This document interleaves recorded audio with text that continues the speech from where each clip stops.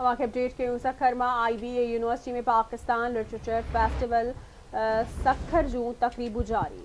वॾे वज़ीर Syed Murad Ali Shah Pakistan literature festival Sukkur chapter 2 जो इफ्तिताह कयो। आर्ट्स काउंसिल कराची जे सदर मोहम्मद अहमद शाह वॾे वज़ीर जी आज़िया कई। तकरीब में सूबाई वज़ीर सैयद ज़ुल्फ़कार शाह, नासिर हुसैन शाह, खुर्शीद शाह ॿिया शरीक। पहिरें ॾींहं ते सिंधी अदब नौजवाननि जे मसइलनि ऐं उन्हनि जे हल बाबति सेशन थिया। अपडेट कंदासीं। लिटरेचर फेस्टिवल में सिंध जे नामियारे शाइर आकाश अंसारी ऐं ज़ुल्फ़कार सियाल ते सेशन कयो वियो। मुख़्तलिफ़ सेशन्स में नूरुल हुदा शाह, मुशाहिद हुसैन सैयद, मदद अली सिंधी ऐं ॿियनि ख़्याल वंडिया। अवांखे आगाही ॾियूं पिया सखर मां IBA यूनिवर्सिटी में पाकिस्तान लिटरेचर फेस्टिवल सखर जूं तकरीबूं जारी। वॾे वज़ीर Syed Murad Ali Shah Pakistan literature festival Sukkur chapter 2 जो इफ्तिताह कयो। आर्ट्स काउंसिल कराची जे सदर मोहम्मद अहमद शाह वॾे वज़ीर सैयद मुराद अली शाह जी आजियां कई। तकरीब में सूबाई वज़ीर सैयद ज़ुल्फ़कार शाह, नासिर हुसैन शाह, खुर्शीद शाह ऐं ॿिया शरीक। पहिरें ॾींहं ते सिंधी अदब नौजवाननि जे मसइलनि ऐं उन्हनि जे हल बाबति सेशन थिया।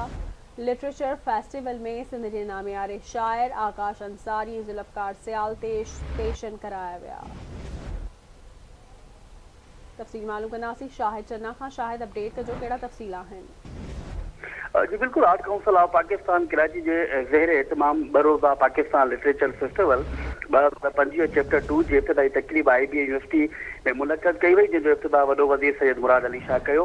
सदर आर्ट काउंसिल कराची मोहम्मद अहमद शाह वज़ीर आला सिंध जो इस्तक़बाल कयो।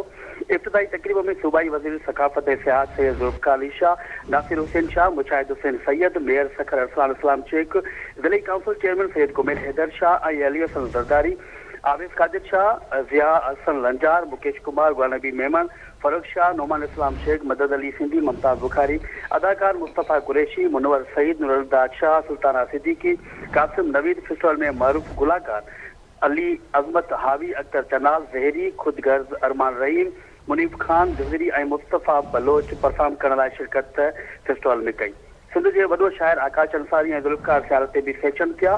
फेस्टिवल जे पहिरें ॾींहं ते सिंधी अदब सिंध जे नौजवाननि जे दरपेश मसइलनि ऐं उन्हनि जी हल, आला तालीम, केतिरी आला पाकिस्तान ऐं बदिलियल आलमी मंज़रनामो, औरतुनि ते तशद्दुद, वजूहात ऐं उनजो हल, जदीद दौर, फिल्म ऐं TV इंडस्ट्री ऐं मैशियत जी बहाली ते बि सेशन थिया।